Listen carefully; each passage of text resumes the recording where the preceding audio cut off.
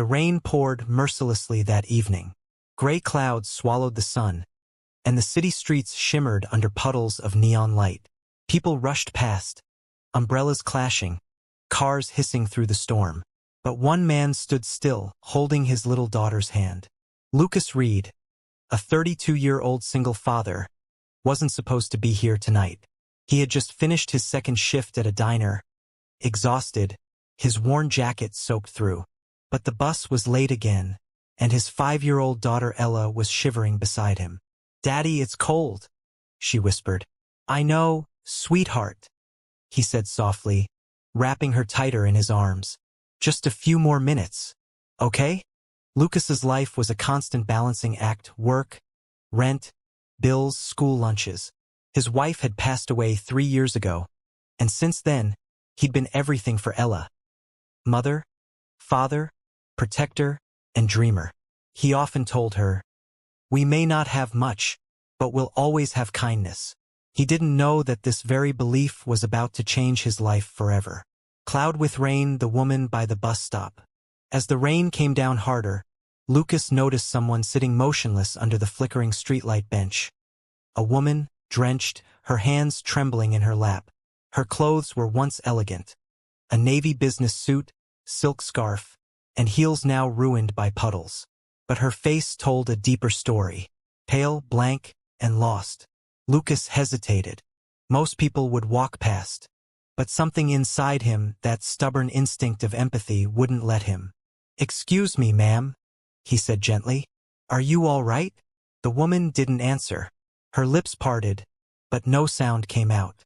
Then, Ella tugged on his sleeve and whispered, "Daddy." She looked sad. He knelt down to meet the woman's eyes. "You look like you've been out here for a while. Can I call someone for you?" Her eyes filled with tears. She shook her head slowly. "No family," she whispered. "No one to call." Her voice was frail, broken, the kind that carried the weight of two. Filled with tears, she shook her head slowly. "No family," she whispered. "No one to call." Her voice was frail, broken, the kind that carried the weight of too many unspoken stories. Broken heart, the moment of truth. Lucas's heart twisted. He wanted to help, but she was a stranger, and something about her seemed complicated. Then he noticed something else: her legs. They weren't moving. Her wheelchair was tipped slightly behind her, half stuck in the mud. "My God," he murmured, realizing. You're hurt." The woman nodded faintly, eyes cast down. "Paralyzed. Car accident. Last month." Lucas exhaled, his chest tightening. "You shouldn't be out here alone." She gave a bitter laugh. "That's what everyone says. But after my accident, the people who once said they cared disappeared." Her voice cracked. "My name's Evelyn Gray," she whispered. "A few weeks ago, I was running one of the biggest tech companies in the city. Now I can't even get a cab to stop for me." Lucas froze. Evelyn Gray? The name sounded familiar. She was that Evelyn Gray, CEO of Gray Innovations, a woman who'd graced magazine covers for years. He didn't know what to say. She didn't look like a CEO anymore.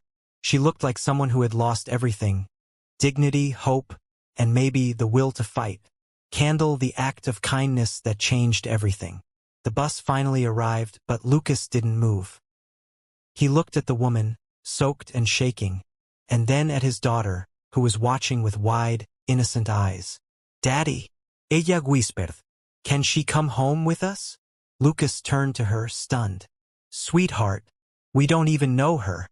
But the child just smiled softly. "You said kindness is never wasted." The morning sun streamed through cracked blinds. Daniel was making breakfast, pancakes shaped like hearts, while Lily hummed and set the table. Amelia stirred awake, confused for a moment by the warmth. She looked around the humble kitchen, the laughter, the love, things she hadn't felt in years. "Morning," Daniel greeted. "How do you like your coffee?" She smiled faintly. "Strong. Like your daughter." They all laughed. Something light, something healing. Hot beverage the offer. After breakfast, Amelia looked at Daniel. "You didn't ask who I was." He shrugged. "Didn't need to. You were someone who needed help." That's enough. Her eyes softened. Most people only help when there's something in return. Daniel looked at Lily, who was coloring by the window. She's my reason to be kind. I want her to grow up believing in goodness. Amelia's eyes filled with tears. You've given me more than you know.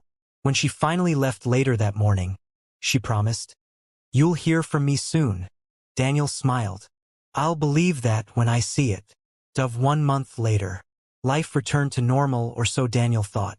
Until one day, a black car pulled up outside his building. A driver stepped out and handed him an envelope. Inside was a letter. You once told me broken things can still build something beautiful. I want you to help me prove that. Amelia Price.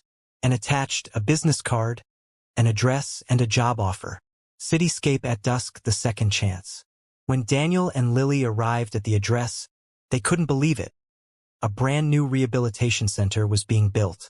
Amelia rolled toward them, smiling stronger, glowing with purpose. I bought the old hospital lot, she explained. We're turning it into the Haven Project, a center for single parents, widows, and those rebuilding their lives. And I want you to manage it. Daniel was speechless. Amelia, I'm not qualified for something like this. I bought the old hospital lot, she explained. We're turning it into the Haven Project, a center for single parents, widows, and those rebuilding their lives. And I want you to manage it. Daniel was speechless.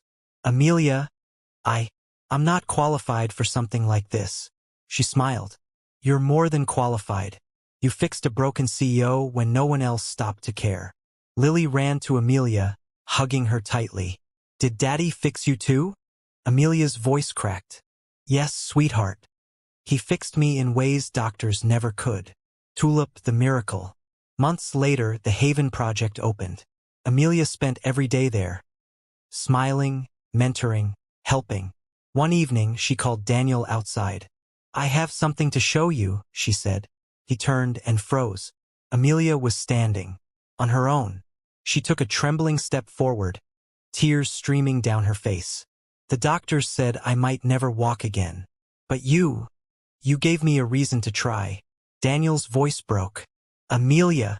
She reached him, whispering, You saved my life, Daniel. And now I want to spend the rest of mine giving that life back to others. Rainbow, the ending that healed two souls. Years later, the Haven Project became a symbol of hope. Lily grew up surrounded by kindness. Amelia and Daniel worked side by side, not just rebuilding lives, but building a family. One evening, as the sun set over the city, Amelia said softly, I used to think I'd lost everything, but maybe I was just being led home. Daniel smiled. Sometimes the people we save end up saving us too. Clapperboard final CTA, faceless ending. Cloud with rain, he found a paralyzed CEO in the rain. Red heart, he gave her shelter, and she gave him a reason to hope again. Speech balloon, tell us in the comments. Do you believe one act of kindness can change a life? Bell like, share and subscribe for more emotional, true-to-life stories. Because somewhere tonight, kindness is saving someone you've never met. Revolving hearts.